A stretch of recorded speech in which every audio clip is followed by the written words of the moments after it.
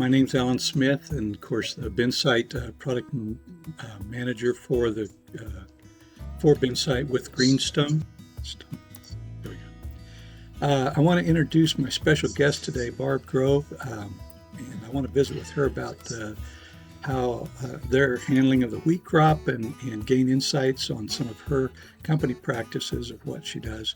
Barb Grove is a quality systems manager for Central Valley Ag, and she's been a user of the binSight bin management software since early on, an early adopter actually, and Yes. So she's one of those that I go to at times for input, wisdom on quality management, on ideas that many times it helps in determining enhancement and direction of the actual binSight product. So thank you, Barb, for joining me this afternoon. I appreciate it.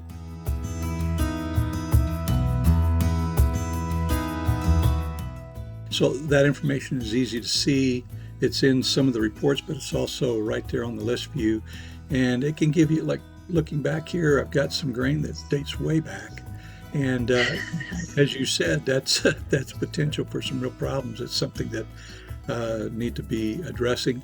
Last cleaned, and is interesting that last blend transfer. Whenever I was wondering what that request was about, I heard that some like to see when that last transfer was made because they treat many times on that last transfer or on that transfer. So again, that's what we have in that list view.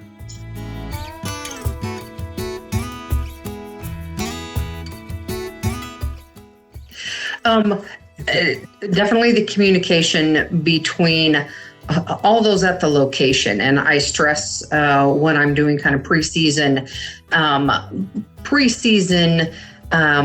training and communication that, if somebody hasn't discussed that, at the start of every shift, where we're putting different qualities and where those, maxes and mins are, somebody should be asking.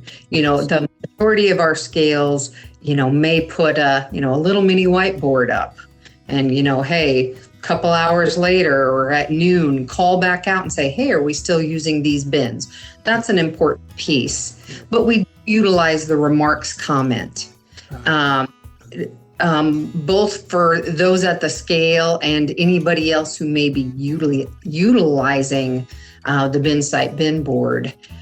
So that, we can pop out there some little thing that we want to make sure everybody is aware of, whether, hey, this bin holds, maybe it's a toxin. We might post that on there, or this bin is a high damage, or this bin is a high moisture bin. The remarks field to me is just a phenomenal little piece that we can see both at the scale, but it also shows on our reports. So anybody that's doing reporting can see that little added extra information that we want to know about that bin.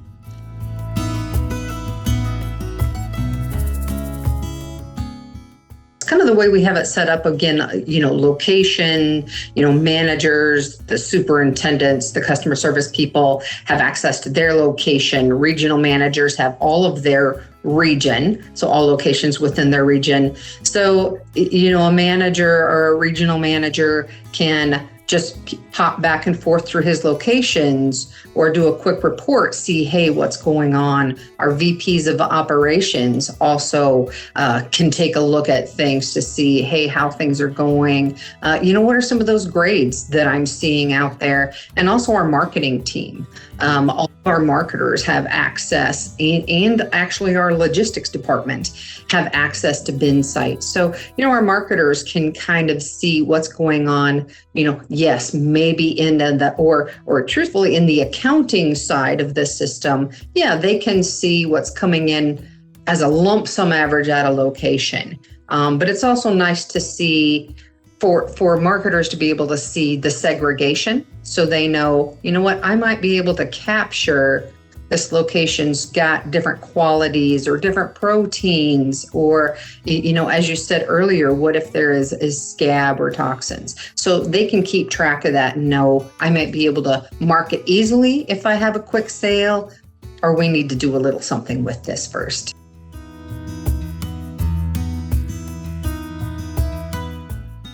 first, it's such a nice looking report. I mean, it's just organized great and has a great look to it, easy readability.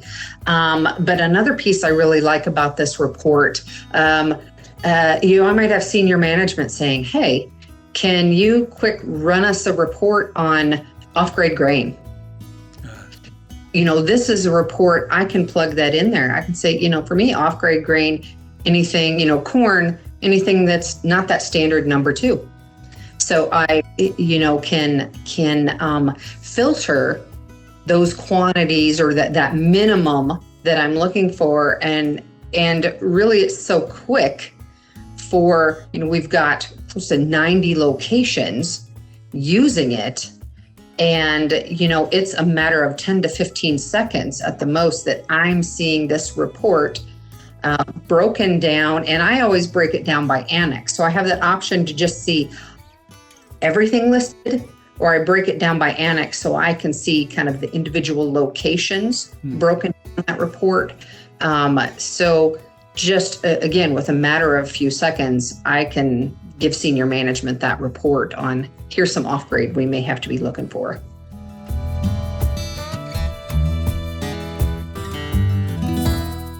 Now, the operations product and factors report is one that I've liked because in the past I've had roles like operations manager and some other positions also, where I would have loved to have this and had the ability to select one or many facilities, the commodity, in this case wheat, and which bins I want to include. And just by a click on that particular bins or all the bins or whatever subset, I'm able to see the quality.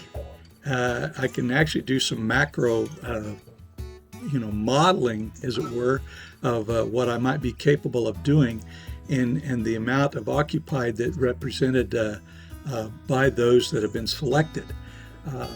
So, it's one that I've kind of had a feel for too, right along with that bin inventory product. Another thing that we've added more recently from feedback customers have asked for the ability to set some of these bins have, of course, the sweep augers or manually have the bottoms that they need to get into. And so how much of this bin can I just pull the trap and load out without having to target labor to be able to address the bottom of that bin. So we've provided a setup where you can indicate in each bin that may have manual intervention needed, what that manual amount is, and it gives us then a quick ship.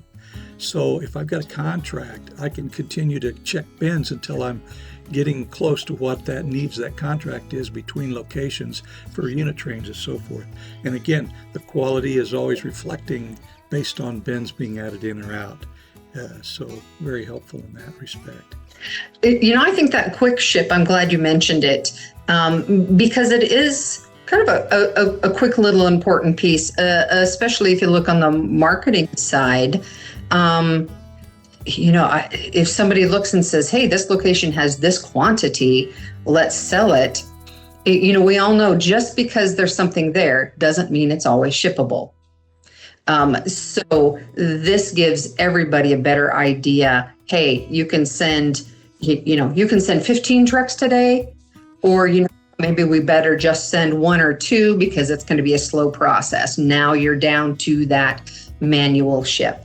So that was a good feature.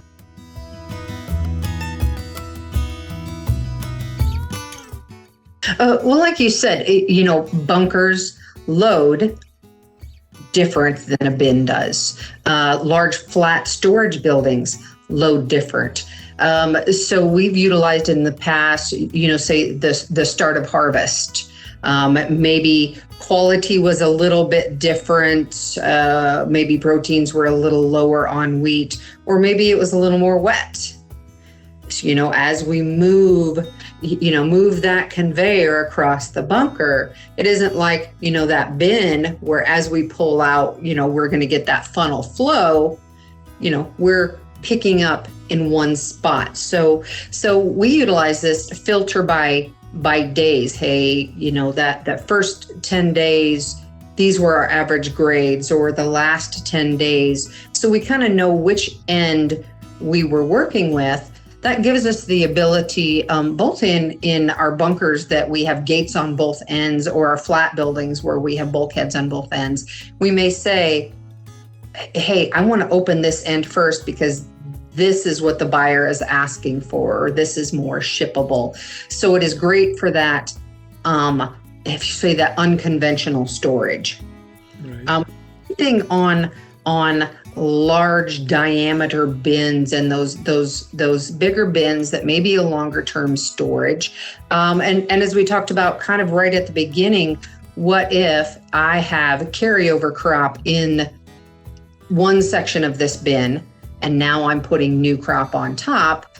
I can filter kind of by those dates to get a better average of sections of the bin. Okay, the bottom section of my bin is at this quality, and this is last year's carryover. Because on our bin board, we are getting that full weighted average. If we're working on perpetual, if we have our bin set up as perpetual, there is the ability to set your bin to first in, first out, or last in, first out. So it depends on how you set your bin up.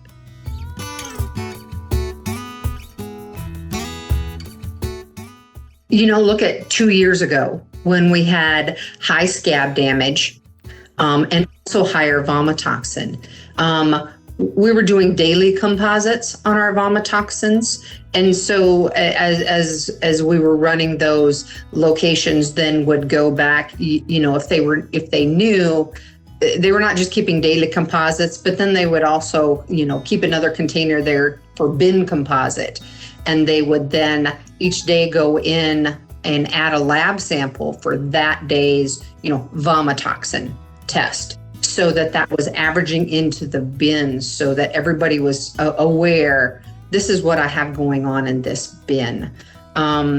We utilize lab sample, I'll say on protein. Some of our, a smaller truck house, or maybe it's a seasonal location, or hold and carry. They're only open at X time. They may also just be doing daily wheat composites. So they go back in and, okay, I may have a daily, or yes, I'm still keeping bin composites to those, going to their main hub location, running those. And then they go back and add that lab sample per bin in order to make sure everything is updated. Excellent. Yeah, and probably there are some users that are on this webinar today, with us today. And so you're familiar that as we enter certain values, we may have multiple factors that we're tracking, 4, 5, 6, 7, whatever.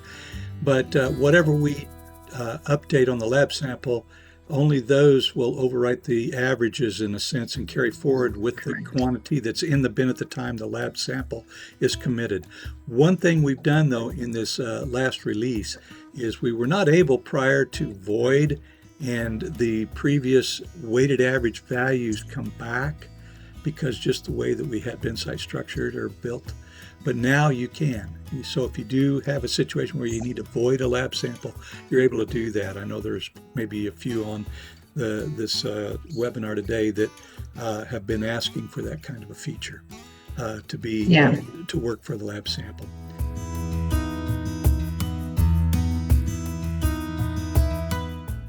But we've added something new this release also that's just come out, and it's called a product discount report. Like we've done in some of the other features that we gained insight from customers like yourself, Barb. We heard this several times that we would like to understand, our users would like to understand what kind of, in dollars and cents, what kind of impact the factors are having in these bins. So I can set up in the each of these commodities a table against each factor that might carry a discount if I were delivering against generally against my vendor's contracts. So I've set up a table for test weight discounts. I did one on defects, could have done on damage, and I did one on protein. So here you're seeing the test weight, kind of how that would look. And then Here you're seeing that report resides at the bottom of the history reporting. And I'm going to run it for my wheat bins in my facility. And thus I have a valuation based on the discounts or premiums in each bin. So here, since I got it on defects, you're seeing about every bin had some discount per bushel. And so the simple extension, we can see what the discounts or premiums are. In this case, all of them were discounts for these wheat bins in the total defects. But protein, I had 2 bins that had premiums, so that extension, and then finally 4 of them with test weight discounts.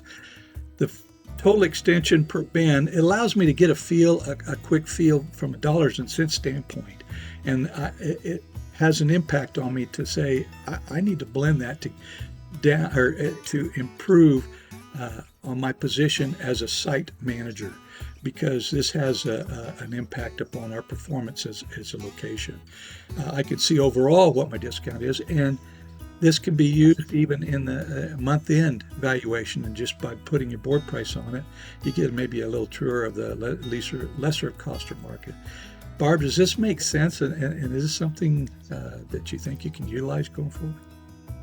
I definitely think this is a great addition. I've just done training these last couple of weeks with some of my boots on the ground operation guys, and trying to help this group understand a little bit more, how I can affect by changing a penny. I can offend that margin. We don't have phenomenal margins. If you have a 30-cent margin on something and you look at these discounts that may be showing, I know, or I'm getting that view of it right now saying, okay, what do I need to do here to either make that up or not lose that extra penny?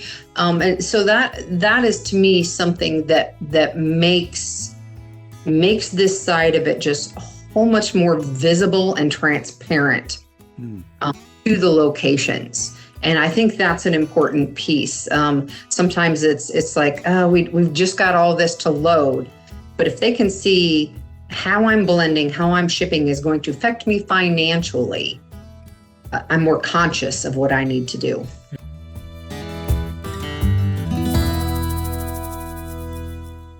This is very highly stressed, always, especially at our rail loaders, but, stressing it now with our truck loaders too. And look at what you're doing. Yes, it's a paper blend.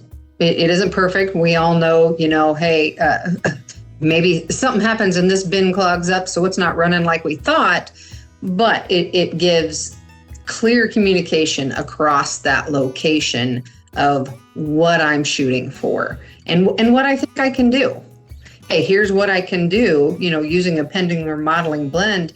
I might say, okay, I'm supposed to ship next week. I've sold number 2 corn. All I've got's number 1 corn. Does somebody else have something that they can't get rid of, that they need help with? And hey, I can take 15,000 bushels of that and I can maximize off of that. Yes. Okay. The pending blend screen, the difference between it and the blend and transfer screen is a pending blend. Then you can save this and then pull it back up and execute on it at a later point. Here you're seeing the pending blend menu that's under history and reporting. And in this queue, I've selected that same blend that I had created, and I can go ahead and execute on it. It'll pre-populate in these bins. I can add any other bins that maybe I've brought online during that transfer. But then it just simplifies the process of completing this blend.